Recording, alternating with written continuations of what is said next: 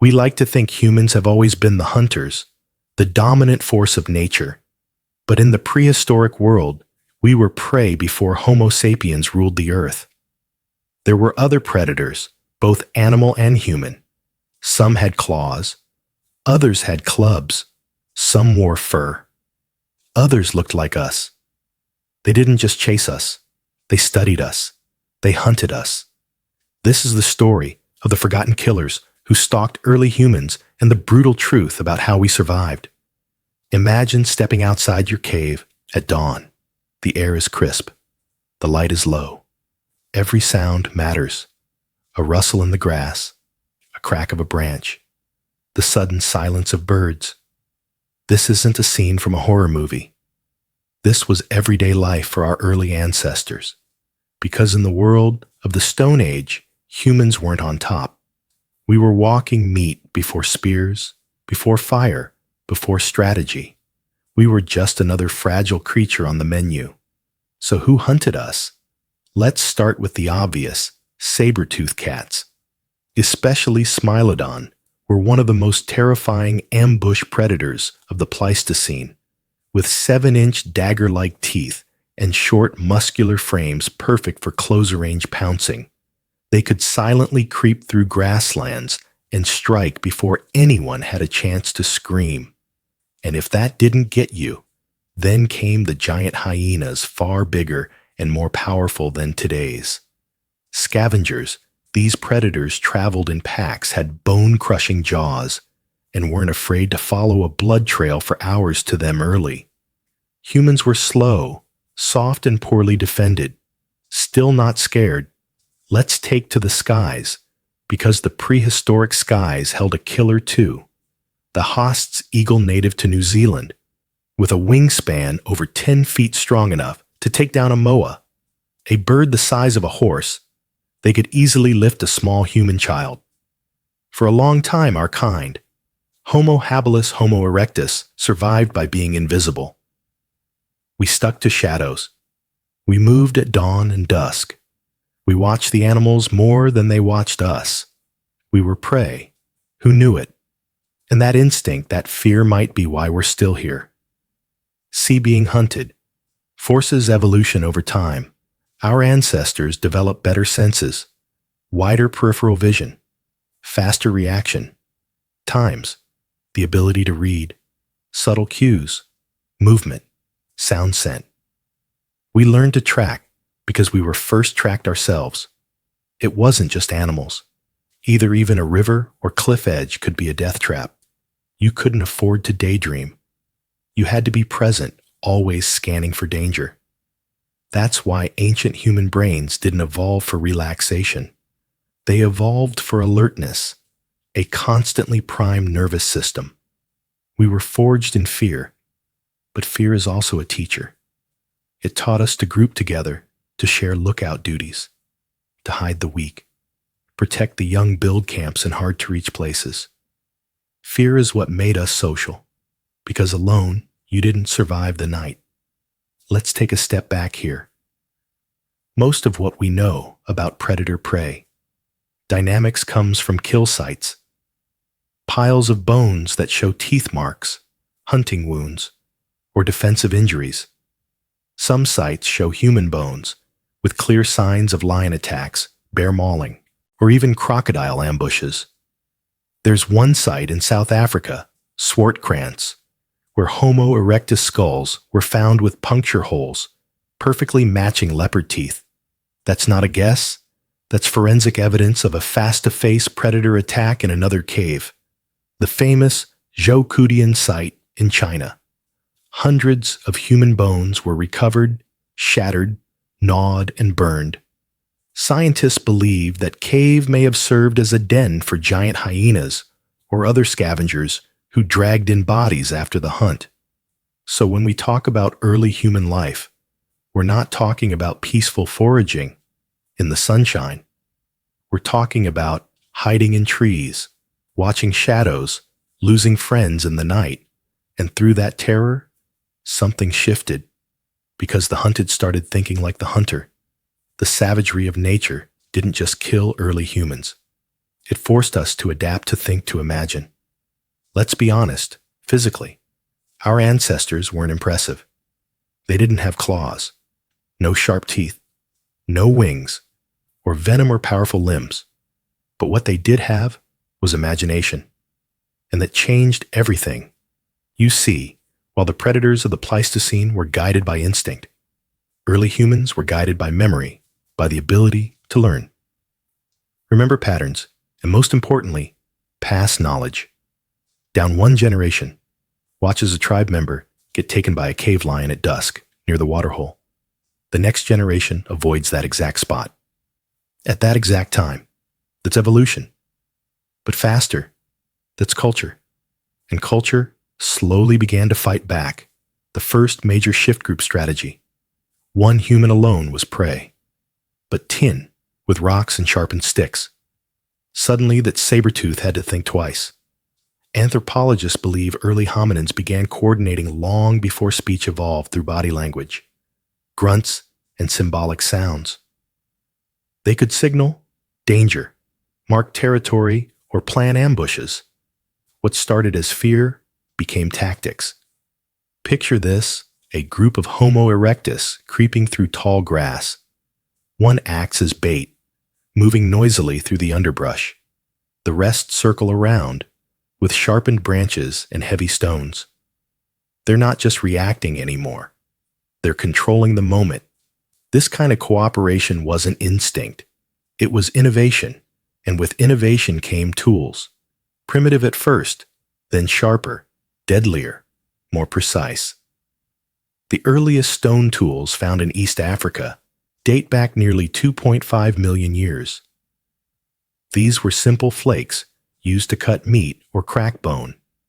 But even this was revolutionary. It meant humans could access marrow and energy-rich food. Most animals couldn't reach. But something even more important was happening by carving stone. Early humans were extending their bodies. That rock in your hand, that was now your claw. That stick you sharpened, that was your fang. For the first time in Earth's history, a species wasn't adapting physically. It was adapting externally. Let's not skip over what this really means. While predators had to evolve their bodies to be deadlier, humans were evolving their minds to build deadlier tools, and eventually tools turned to traps. Imagine a pitfall, covered in branches, baited with meat, designed to catch a predator before it catches you. That's not just clever. That's a declaration of war nowhere. Is this clearer than with fire at some point? And we don't know exactly when early humans went from fearing fire to wielding it. Maybe it started by accident, lightning strikes, or volcanic eruptions, but someone somewhere looked at that flame and thought, I can use this fire, kept predators away. Fire made the night safe. Fire cooked meat, softened. Roots made bones easier to crack. But most of all, fire was power to predators. Fire was alien, a force they feared to humans. It became a shield, a weapon, a symbol. From that moment, the balance began to shift. We were no longer just surviving the wild. We were shaping it. And here's the thing, predators didn't disappear. Lions, leopards, wolves. They were still there. But now humans were no longer just a food source. We were a threat. There's evidence that over tens of thousands of years, predator attacks on humans declined. Not because the animals changed, but because humans became deadlier. In some parts of the world, cave paintings show confrontations between man and beast, humans with spears, arrows, fire, and confidence. And it wasn't just about weapons. It was about stories, sitting around the fire at night. Early humans began telling tales, not just about what happened, but about what could happen. That's how fear became myth. The leopard wasn't just a predator. It became a spirit. The fire wasn't just a tool. It became a god. The cave wasn't just a shelter. It became sacred. This symbolic thinking rewired us. It made us anticipate, not just react. It made us plan, not just respond. It made us dangerous. By the time Homo sapiens emerged somewhere around 300,000 years ago, we had inherited thousands of generations of survival lessons. We were still small, still soft, still mortal. But we were now impossibly clever. Because here's the truth. Predators made us human. They forced us to evolve to feel fear and to conquer it. We didn't just beat them with strength. We beat them with memory, with fire, with imagination. And that's why you're here now, reading this, instead of running for your life in the dark. And we've seen how fear gave birth to fire, to tools, to tactics. But at some point, something truly radical happened. Humans stopped just surviving predators. They started dominating them. And that might be the most important transformation in our evolutionary story. It wasn't instant. It took hundreds of thousands of years. But eventually, humans the hunted became the ultimate predator. Let's zoom in on one of the biggest turning points. Cooperative hunting in places like Boxgrove, England, and Schoningen, Germany.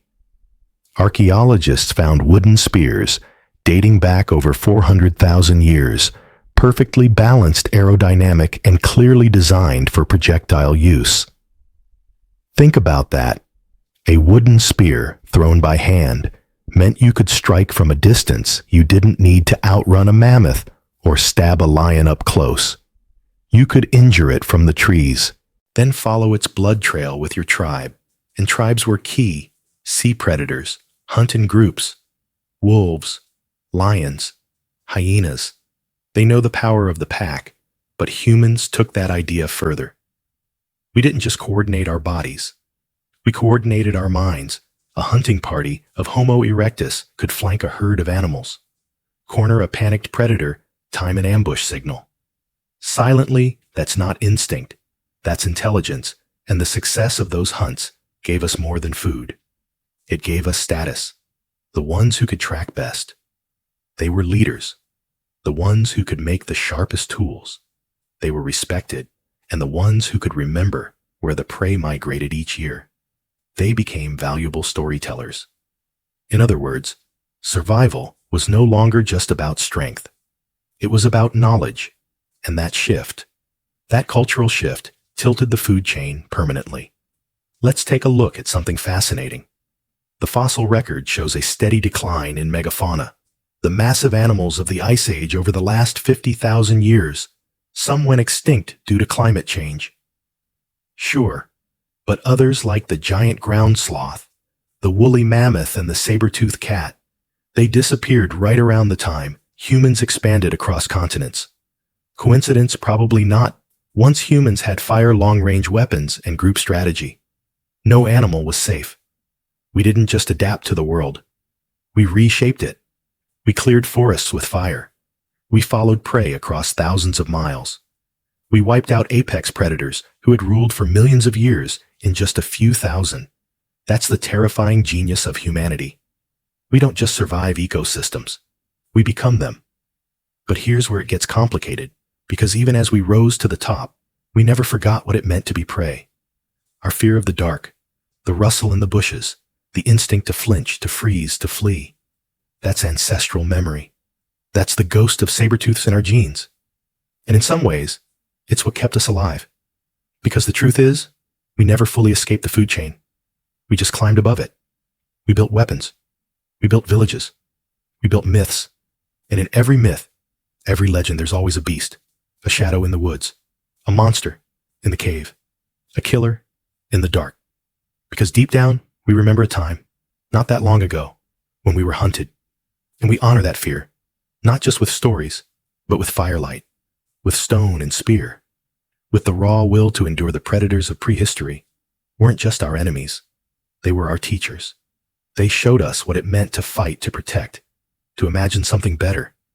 And from that, from fear and fire, we became human. Massive jaws, claws, as long as fingers, eyes that glow in the dark. But what if the deadliest predator early humans faced looked just like them? Because at some point in our ancient history, we weren't just being hunted by animals. We were being hunted by each other, not in the way we think of war today. No organized battles, no flags or speeches. This was raw survival, tribe against tribe, species against species, a brutal competition for food territory and dominance. Let's go back over 500,000 years. Homo sapiens didn't exist, yet instead, the world was home to multiple human species. Homo heidelbergensis, Homo erectus, Homo naledi, and later Neanderthals, Denisovans, and U.S. Homo sapiens. At any given time, there may have been 6 or more types of humans walking the earth. They looked different. They thought differently. But they all hunted, gathered, built fire, and fought to survive. And sometimes those fights ended in blood in a cave in Spain called Cima de los Huesos, over 430,000 years old. Archaeologists discovered something chilling, a Homo heidelbergensis skull with 2 symmetrical holes in the forehead. Not an animal bite, not a fall, but weapon wounds. Someone struck that skull twice with the same pointed object, likely a spear or sharp stone. It wasn't hunting, it was murder.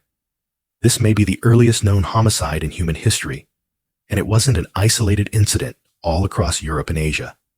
There are skeletons, Homo sapiens, Neanderthals, and others showing signs of trauma, blunt force wounds, crushed ribs, spear tips embedded in bone, defensive fractures on forearms like someone tried to block a blow.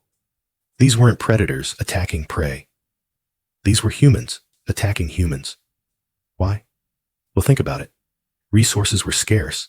Meat was hard to find territory, meant survival, a nearby group. Even if they looked like you as a threat, imagine 2 clans crossing paths in a narrow mountain. Pass one has better hunting tools. The other has fire. There's no room to share. It's not hatred. It's not revenge. It's evolution. Red in tooth and stone. And over time, some species vanished. Homo floresiensis disappeared. Homo heidelbergensis faded out. Neanderthals went extinct. Did they simply fail to adapt, or were they pushed out, hunted down, absorbed, or eliminated? Here's a chilling idea. What if Homo sapiens didn't just outcompete the others? What if we erased them? Many anthropologists now believe interhuman violence between rival species and even within groups played a major role in shaping our evolution. Not because we were cruel, but because we were strategic. We learned how to fight better, to ambush, to dominate, just like we did with saber-tooths and mammoths. We applied the same tactics to our own kind.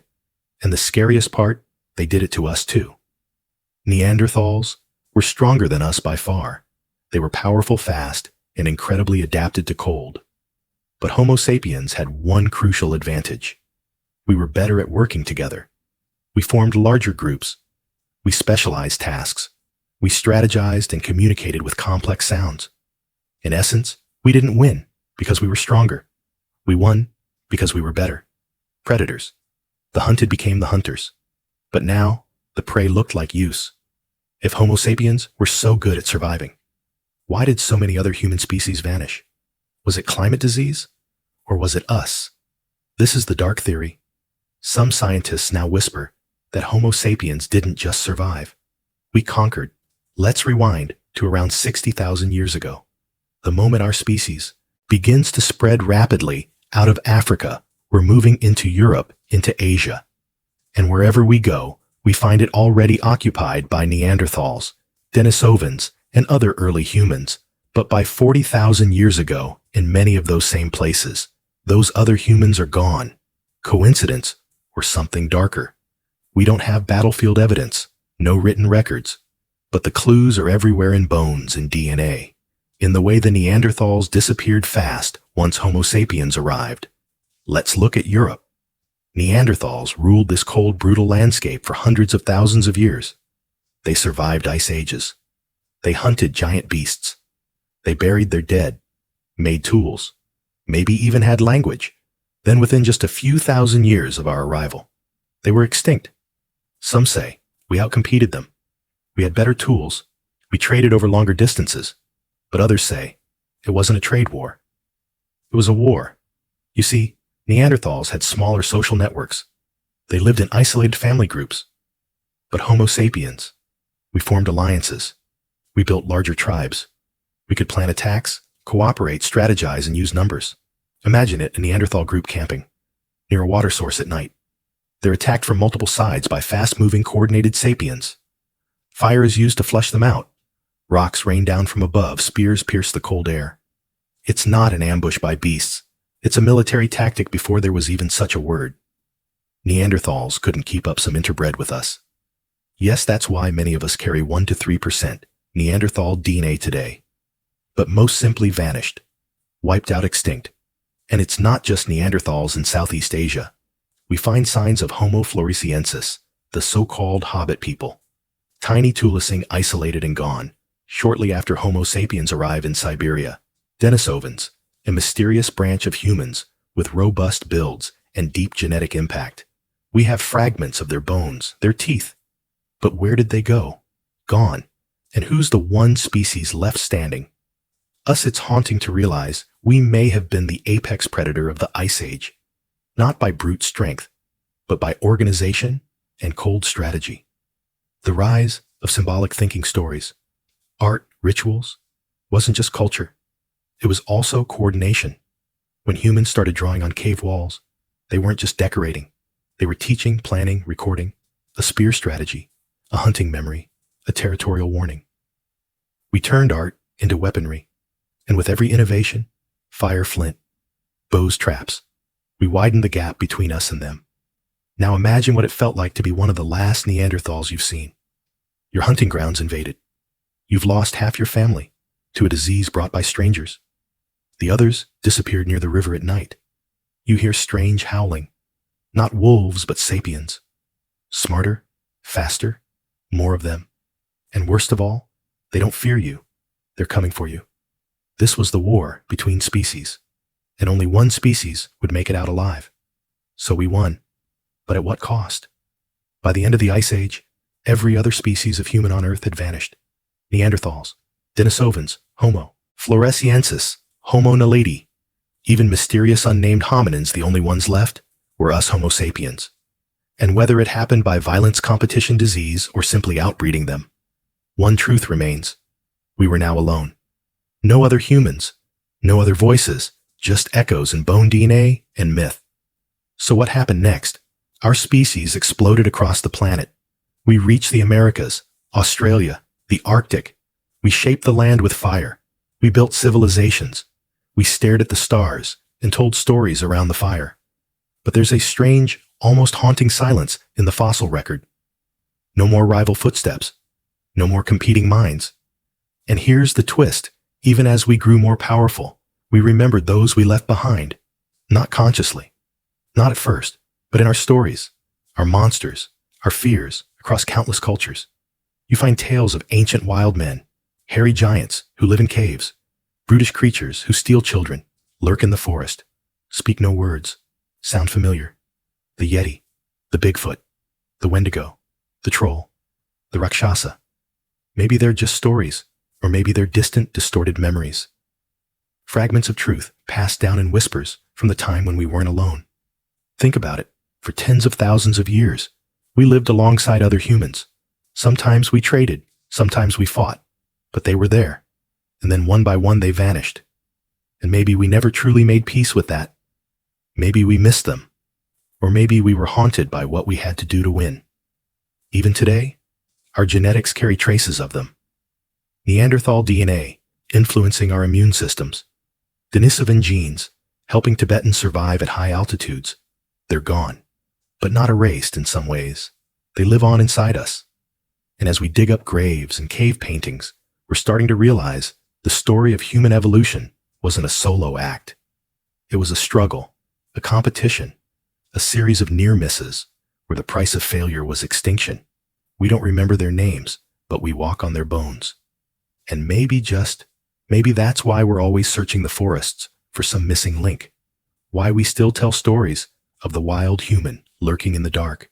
Because deep down, we remember what it felt like to be hunted by our own. Imagine this: you've wandered too far from the fire. Your tribe is camped in the cave behind you. Sleeping embers still glowing. You just needed to relieve yourself to check on the drying meat, just a minute alone. But now you're surrounded by snow, and it's too quiet. Suddenly, there's a sound, barely a whisper, a crunch in the frost. You turn, and you're not alone in the distance. Something is watching. Not a bear, not a wolf. Something worse. In the Ice Age, death didn't always wear a familiar face. It stalked on four legs, with fur as white as the snow, and teeth long enough to pierce bone. The predators that hunted early humans weren't just animals. They were survival machines. Smilodon fatalis is often called the saber-toothed tiger.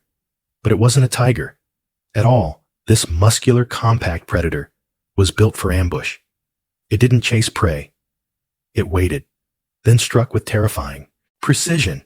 Its two massive canine teeth could puncture windpipes and arteries in seconds. Now picture being a human. No clothes, no armor. Barely a sharpened stick going up against that.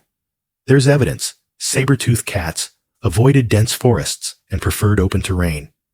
But guess what? So did early humans that made us fair game. Forget modern grizzlies. The Arctodus simus, or short-faced bear, was one of the largest terrestrial mammalian carnivores ever. It stood over 12 feet tall. When on its hind legs, its limbs were built for speed. Its jaw was bone-crushing its territory. The same plains humans hunted, and some researchers believe humans scavenged kills. Others think bears stole them back. The relationship was brutal, constant, and likely fatal. Made famous by TV shows, but rooted in cold, hard prehistory. Dire wolves were real, bigger and bulkier than modern wolves. They hunted in packs and coordinated takedowns.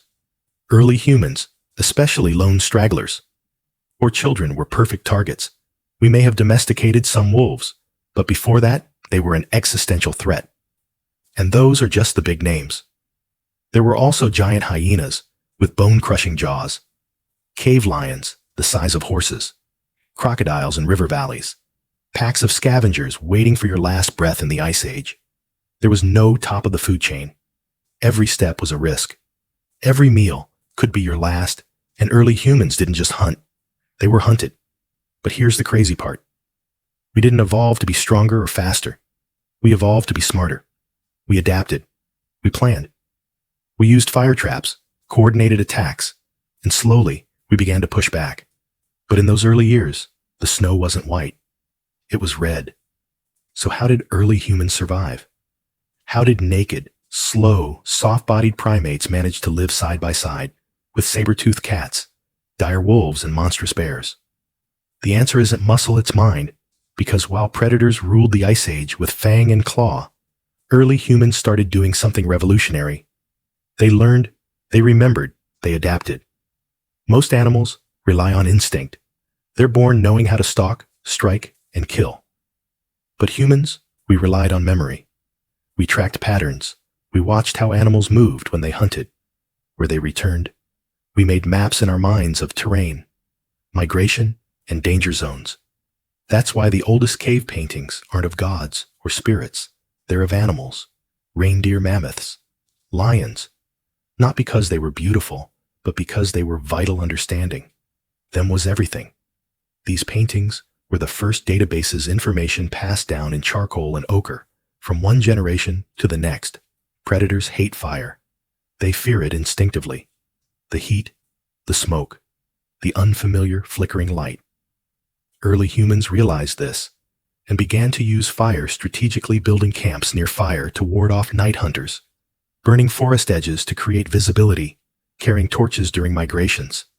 But fire wasn't just a defense tool. It was psychological warfare. Imagine a giant, short-faced bear watching a line of tiny humans holding flaming branches, no roars, no spears, just fire. That one element flipped the power dynamic. It told predators, we are not prey anymore, and it changed everything. There's evidence that humans started setting ambushes and deadfalls long before agriculture. Some Neanderthal and early Homo sapiens sites show signs of strategic animal kill zones, pits dug near migration paths, spears planted at angles in brush corridors, large rocks dislodged from above cave ledges. These weren't just defensive. They were offensive. We went from running to waiting, from prey to planner, and that made us terrifying Because even the deadliest predator can't fight an idea. Another trick, architecture, not skyscrapers, but strategic camps and defensible shelters. Caves weren't just warm. They were guarded. Entrances were narrowed with stone sleeping areas, placed far from the mouth fire, placed near the center, to give maximum warning in open areas. Early humans built semi-permanent structures, using mammoth bones, tusks, and hides. These weren't just homes. They were fortresses, and around them, humans placed piles of dung-sharpened sticks, or even bones to signal dominance to predators. This wasn't a nest. It was a claim the most underrated survival trait community predators hunted alone or in small packs. But humans began to cooperate. We developed roles: watchers, hunters, guard sleepers, tool carriers, fire keepers. It wasn't just efficient, it was revolutionary. Even a saber-toothed cat won't risk injury charging a group of spear-holding humans yelling at the top of their lungs around a blazing fire. We made noise. We stood together, and that unity terrified the wilderness. Every weapon early humans made was an extension of their mind. The atlatl, a spear thrower, allowed humans to strike from a distance before a predator could pounce. Stone-tipped spears, sharpened flint knives, weighted clubs. Each one leveled the playing field, and here's what's haunting. Some Ice Age predators learned to fear humans. Fossil evidence suggests certain species, like giant hyenas, began avoiding human trails. The hunted had become dangerous because humans didn't just use tools. They turned tools into tactics. They made strategy their weapon. So how did we survive? We observed. We organized. We outsmarted every single thing that wanted to kill us. But it came at a cost, because the moment humans became hunters of hunters, something irreversible began. We became predators too.